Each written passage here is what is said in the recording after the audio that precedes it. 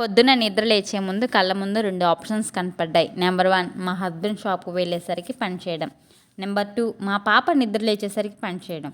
So ఇక late ఎందుకు అనేసి నేను మా అత్తమ్మ కలిసి చకచకా మా హస్బెండ్ హెల్ప్‌తో పని చేసుకున్నాము. మా హస్బెండ్ అయితే నన్ను పని చేయమంటాడు.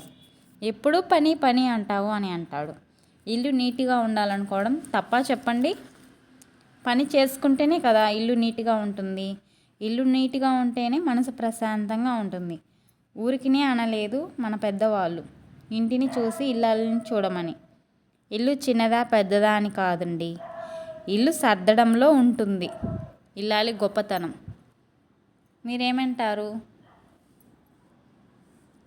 So new year and Sankranti వచ్చేస్తుంది కదండి. సో ఇలా చకచకా పనులు చేసుకుంటేనే సంక్రాంతి ముందు అప్పాలు చేసుకోవడానికి టైం ఉంటుంది. అందుకే మేము అప్పుడే మొదలు పెట్టేసామండి. చూడండి, సర్దక ముందు సర్దిన తర్వాత ఎలా ఉందో. Thanks for watching. Please subscribe my channel.